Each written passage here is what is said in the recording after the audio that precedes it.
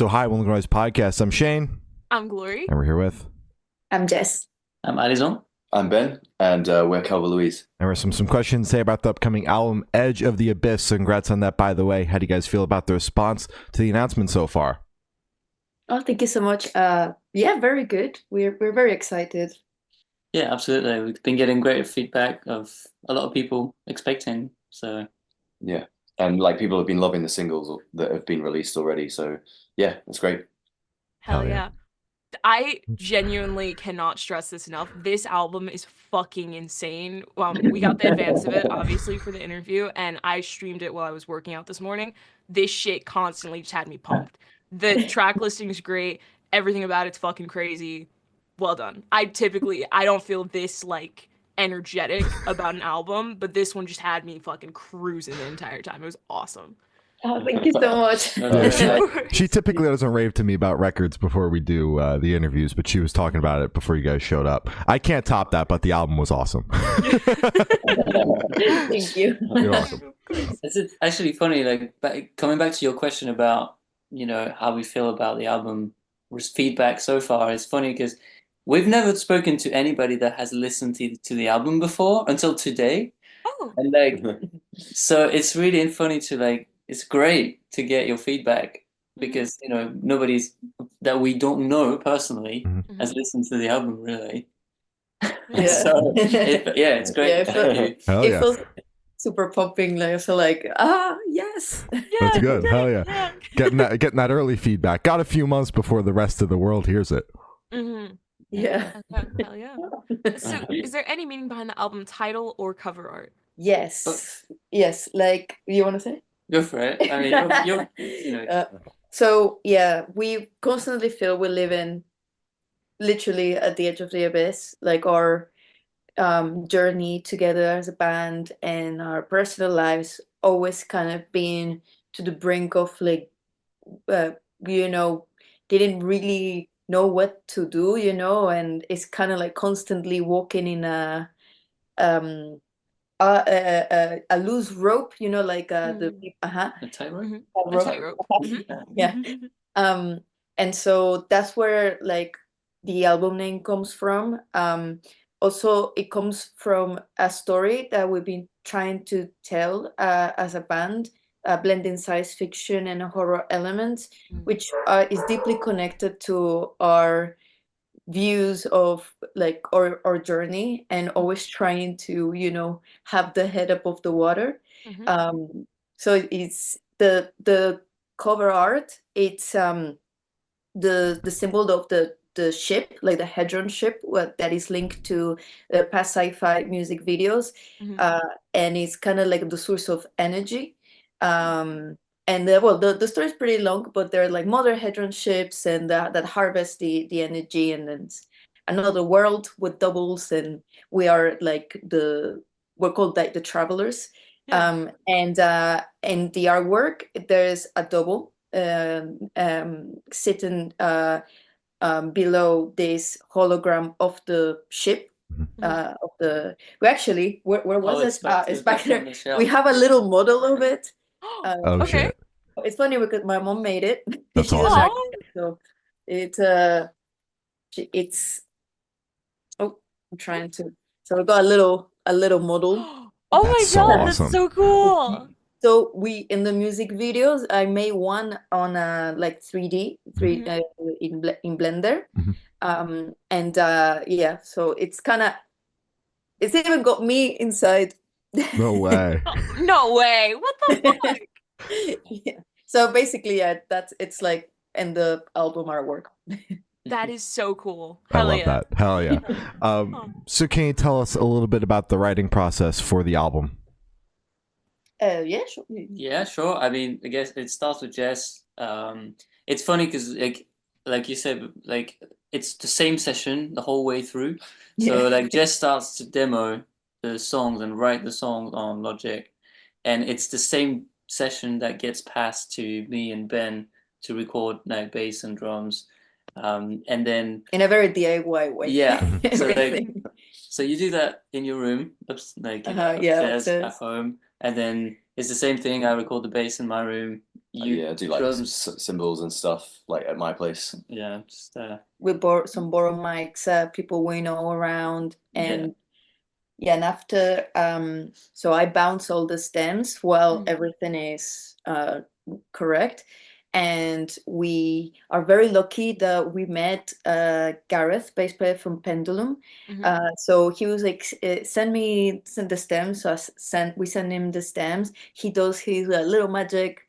Then we have our friend Mazare, who's also produced in this record and co-mixed it. So then we send him the stems, and we have like a group chat where it's just like stems. Then I get the stems and I do like the finishing touches, and then back to Gareth. And then after we're all happy with like the overall mix production, the whole thing, Gareth sends this to Dean, who's the master engineer, and Gareth's brother-in-law as well. So it's all kind of like between friends and really lovely people. So yeah, that's how this record was. Basically, you listening to the demos that so like even for like the song we're gonna release next month, in 2 weeks, like the first vocal take and the guitar, that's literally the guitar is a bit out of tune. Is because literally I sat down and that was it,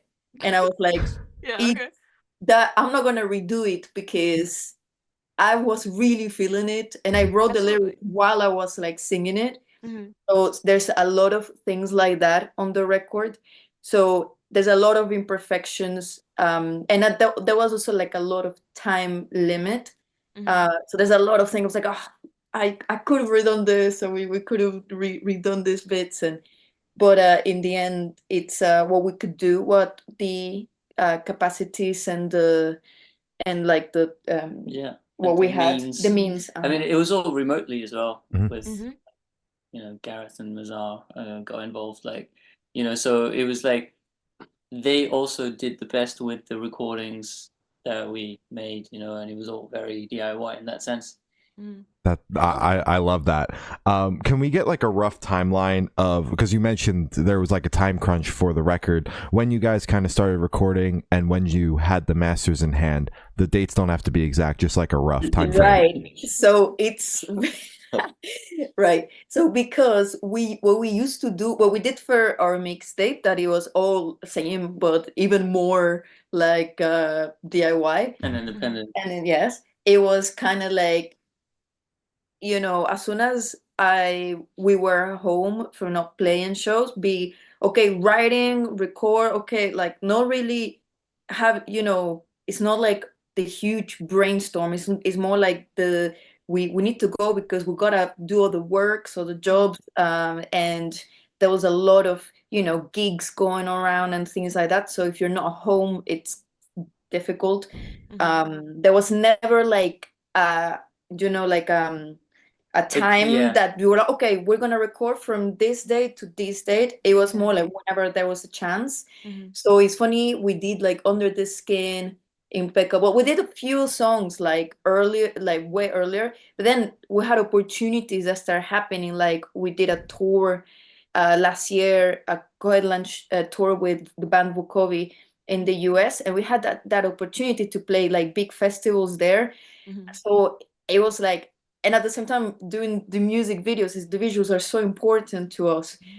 And I was like, I need to finish the video for Under the Skin before keep recording everything, because it's kind of like a lot of jobs that a lot of people are like, oh, why don't you hire? We don't have money, and we don't exactly. anybody that would. Yes, exactly. So time is the only thing I wish we could have more. And then we had so many pressures of like, when are you recording the next stuff?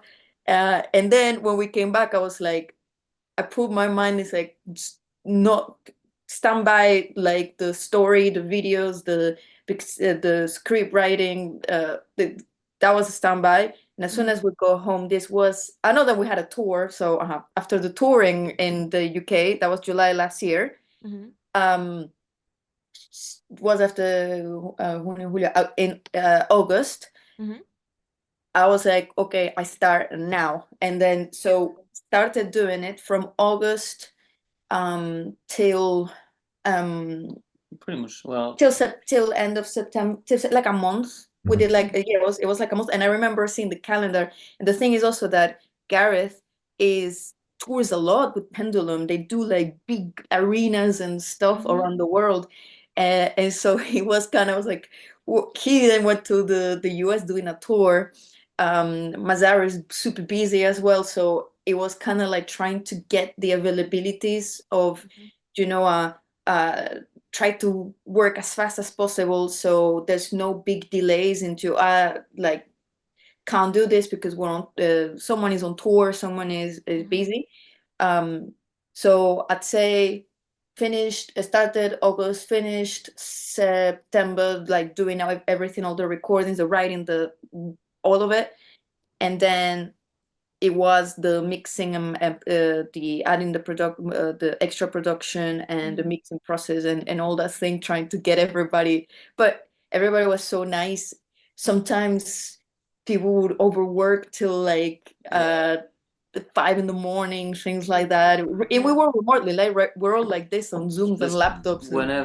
Whenever you know, Gareth mostly could do it. For example, like he was literally like on the other side of the world, like about to play in a massive festival on a massive something somewhere. And he's there like 10 minutes okay, before. I've got like an Still hour working on it. to do the edits. And you'd be like, all right, I'm sorry guys, I need to go to sound check now. Yeah.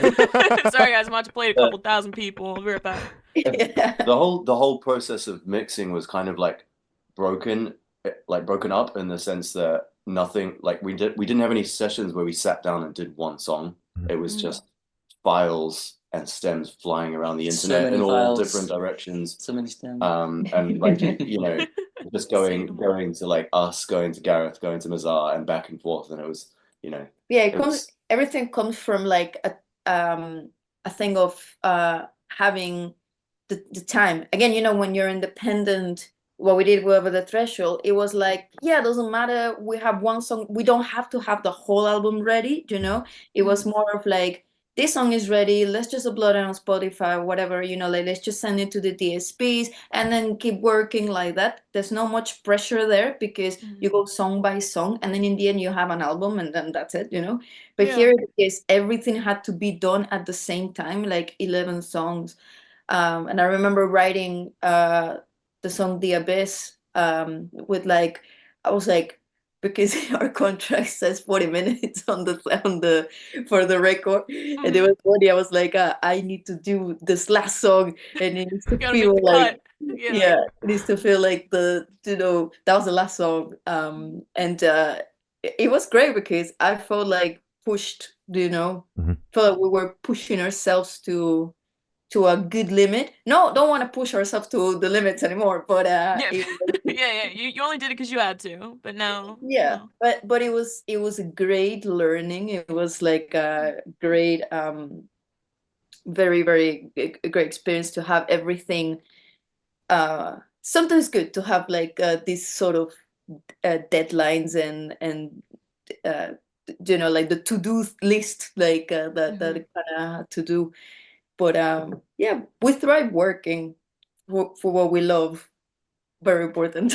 Yeah, absolutely. Wow. Chaotic, busy, with personal life, touring life, writing, all of that coming into one. But I'm happy you guys made it out in the end, and especially with this record. So pretty good win. So what song off the album took the longest to write, and which one is each of your own personal favorite? Oh yes, first one for you. The one that took longest to write. I just remember, I don't know, like to write specifically. I think I go pretty fast in terms like when I have an idea. It's more about emotions, feelings, and it was gotta come out. Luckily, I feel like I don't really have to think much of what I'm feeling because I feel everything really intensely, and because sometimes I feel like this album was made with a lot of being tired, so I was rah, you know, like get it on out. Yeah. I wrote a couple of songs with Gareth. One is Hating Me. And I remember that when me and Alison went to see Gareth in London. And I remember he was like, you're charged of this full of energy. And I'm like, I can't, you know, I hate everyone. No, but it wasn't like that, but he was like, he came up with the name yeah, I mean, I said there's so much hate in me, and he's like, that's how you should call it. And then, you know, you think about it. I'm not sure if this was the longest to write, but I was reflecting a lot about, you know, like the feelings of being overwhelmed, like most of the time, and you know, feeling things so much to the point where you don't understand why you're so frustrated, and sometimes, you know, like the word hate like comes, um, and I just didn't like that feeling, but it was really great speaking with Gareth. He made me use that to fuel something, to fuel a reflection in a therapeutic way. And I sat down a little bit with that song, trying to get the lyrics right and trying to really reflect on, you know, maybe many people might feel the same. And it's this confusion. So yeah, I think Hating Me was the one that I took the time to do a little bit of self reflection, and mainly in the lyrics. Then I don't know, my favorite one. Or do you guys want to say yours first? Yeah, sure. I think probably I got two favorites. My first is Tunnel Vision, and the second is Barely a Response. Oh, And I didn't know that I'll one. elaborate. fun fact, they used to be swapped in the track listing. Interesting. Okay. Yeah, there's It was the album was originally going to open with Barely, yeah, and then and then I was like, no. Like, never mind. Never mind. no. Yeah, that's I was true, like, true. no. No, And true. then you You were like, decided. no. Yeah, you said it at first, Yeah. and then you stayed like barely. You were like, Stayed like yeah, that for a while. I was like, all right, all fine. right, yeah, and then like yeah, the album was done, everything was done, and I was like, wait, Wait, one last change. Yeah. one last change. Yeah. But yeah, those are my two favorites. Good pick. It's really hard to pick a favorite. We played some of them live on the last tour we just came back from with Bloodywood. Aimless was really fun to play live, so I'm gonna say Aimless. And the next one to come out, Look Valley, I had a great time just writing the bass part for that because it was just like really fun. So, Yeah. you know, it's kind of it's a personal, obviously, personal you guys, reason. what is the most difficult best You know what? part You know I can what? do, and it sounds Actually, so cool. learning it again for the video, like it's not that. I think Punk Corazon was like more crazy, but I still like it. But yeah, I really enjoy these two songs, at least from my point of view as a bass player, to play and perform. They're really fun. Yeah, Hell such yeah. a baseline to that one. I I might say, to me, the one that's Spanish called El Umbral is because it's because I like some of like the lyrics. I also feel like that's how I feel most of the time. So sometimes I'm like, yeah, I would like to. We haven't played that one live, but I would really love to play it live just so I can shout some of the frustration out. And I feel like that one is pretty good. And and Look Vale I like to as well. But I mean, I like them all. But like yeah, it's hard. It's really hard to say one. Yeah. Yeah. Those two are also my favorites. Good pick. Hell yeah. So where was your headspace at while you guys were working on the album? all over the place. Everywhere. Yeah, because we were doing a bunch of other stuff as well, Yeah. like including, you know, shows and all sorts of Video. like And so yeah. well, I guess it wasn't really one thing, one time that we were in one headspace, you know, it was just And that's like the good, like one of the sort of nice side of doing it at home or DIY. It's like Jess said and we said before, it's not like we're gonna spend 2 weeks doing just that in the studio, out of the studio, and then it's done.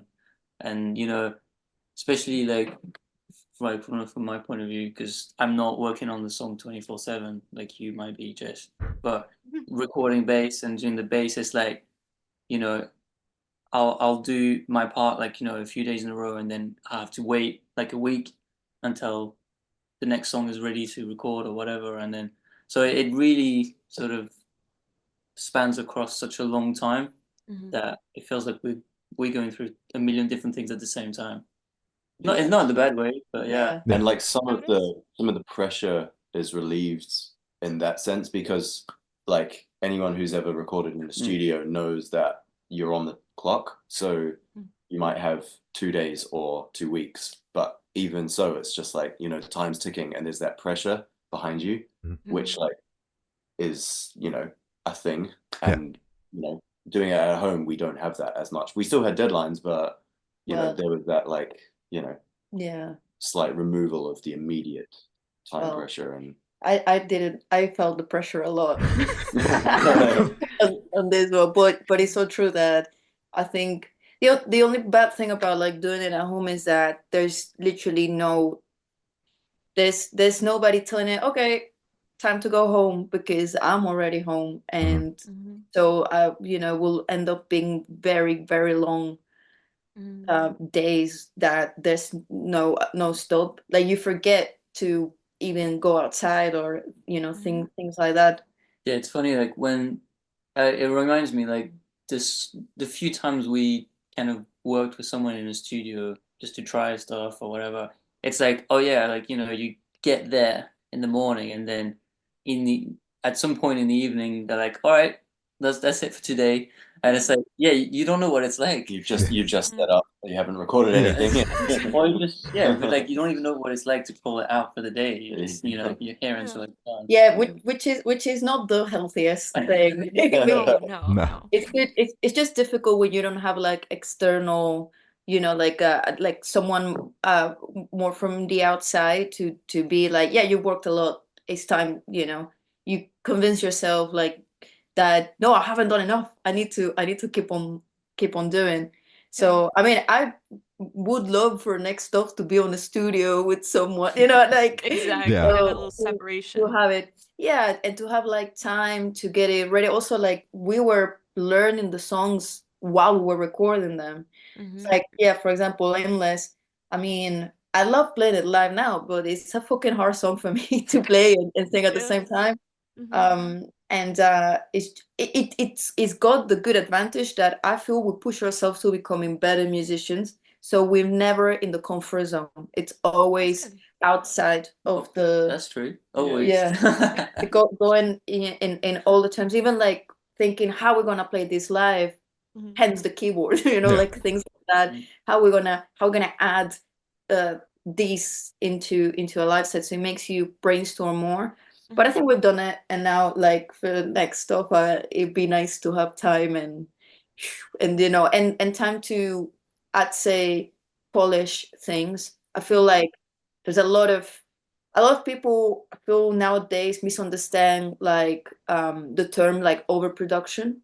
It feels to me that it's actually underproduction, because you know, when you're like a DIY band or independent band, you know what it is what it is, you know, like after a mix is, you know, done. I mean, I know bands that, you know, with time and more resources, they will do 40 mixes, you know, one song. And there's time to select what is too much in there or too much in there, and just polish the mix, polish the arrangements and things like that. I don't think we had much time to do that, which adds to the chaos and the vibe of what the album is. But that is something that in the future I would love that. Hell yeah. Absolutely. Hell yeah. Wonderful. And this one should be super, super quick off the top of your heads. I want you guys to describe this album for new listeners in 3 words. 3 words each, 9 total, no more, no less. Oh god. The first. Oh shit. Energetic, powerful, and emotional. Hell yeah. Hell yeah. Wait, That was so too good. quick. That was right off the yeah. dome. Now you guys got to follow that up. Yeah, I'll go first. That was good. That was good. You want me to go? Yeah, go for Okay, it. I'll go. I'd say chaotic, but in a good way. I don't know if Yeah, that yeah. chaotic. Emotional. That was such a good one.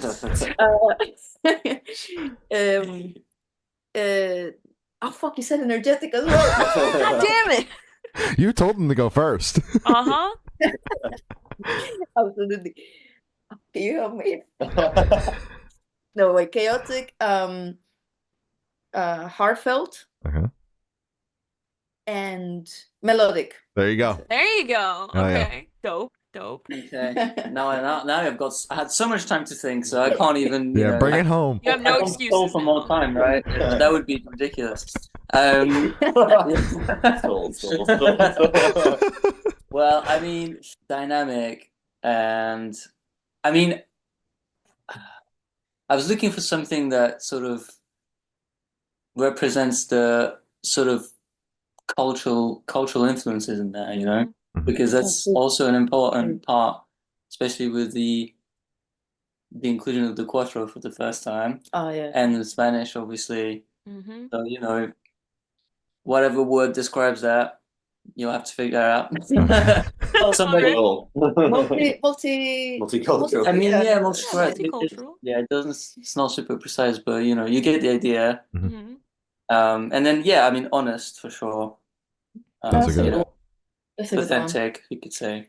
Hell yeah. There you You go. brought it home. Look at that. Mm-hmm. Um, Damn straight. So can you guys talk about any particularly challenging or standout moments during the creation of the album, positive or negative? Well, I mean, the positive is well, kind of what you said, Ben. You know, like we're at home.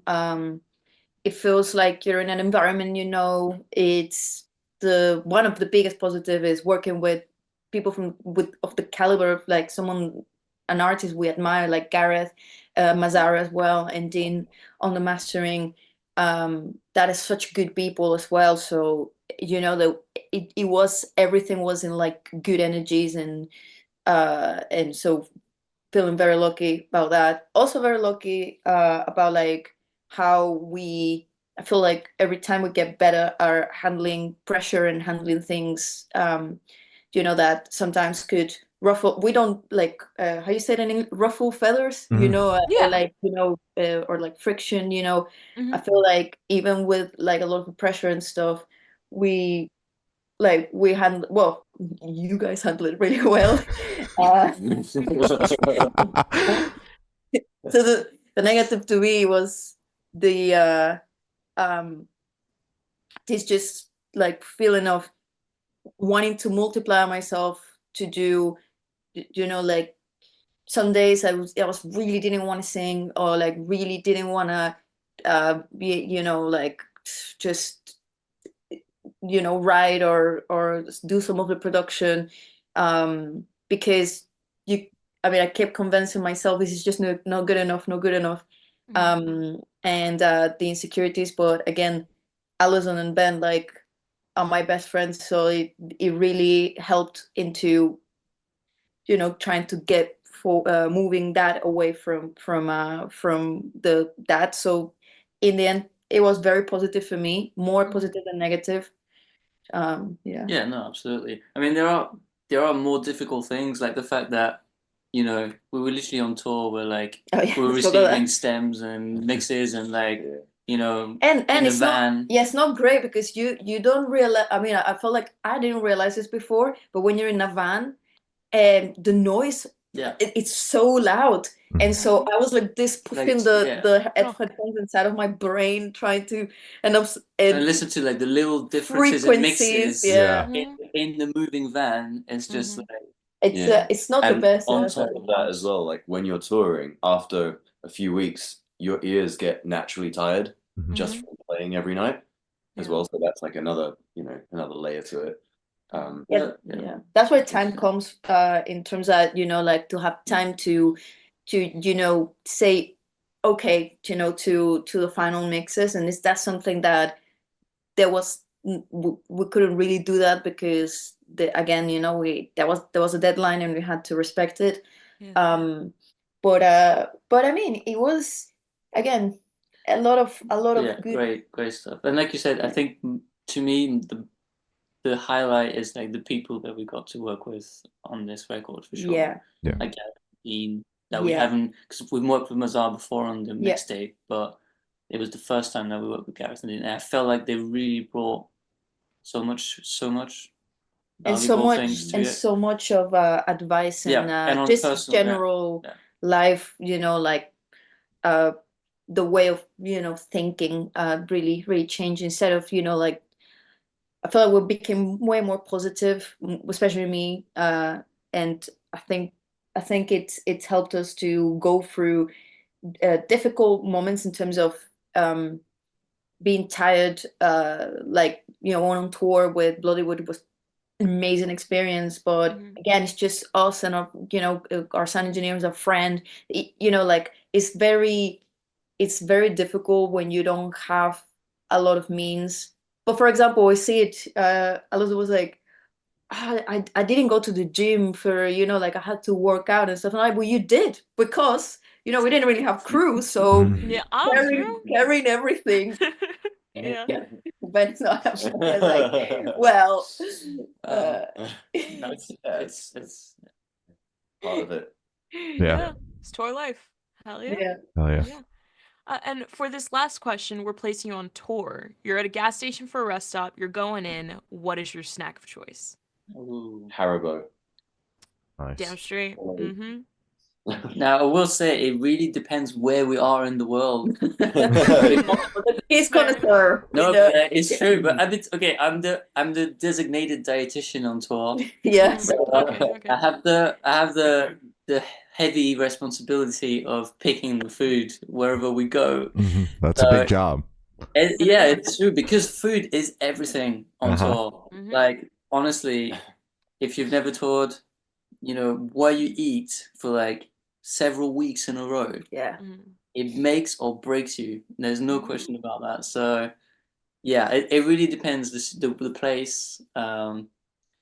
Wait. What? Go for a it. good one. A good one. Good. Although I think I ate all the only things that we were eating was rice cakes, and like it was just, and but because they go a lot of stuff going, and it fills you up, and it's good. I would say like it was like rice cakes and pieces of ham. Also, hell yeah! No, I fuck with rice cake sandwiches. Those are good. Yeah, exactly. Ham and like some sort of cheese or something. Yeah. Come on. Yeah. I mean, like we always get coffees as well. We drink a lot of coffee, I think. Green tea, great. Green tea is just green tea. It's got the waking up, and it's just good for you. So as Glory said, that's all the questions we have today. Is there anything that you guys would like to plug? Well, I mean, the album coming out. That's kind of like the main thing. Yeah. We don't have anything else. Well, the music videos that we're working on at the moment to develop the story as well of the album with the characters. So that's coming out very soon. Stay tuned for like Discord shows. maybe. Yeah, and like we were mentioning the story and the characters at the start, and if we invite you and everybody to join our Discord, which has all the lore side of things. So it's a bit confusing in there. There's a lot. There's also like it's super clear. You understand everything. You'll get it right away. Yeah. Oh yeah. Well, thank you for your silence, guys. It's been Calva Louise, and we have been the Good Noise Podcast.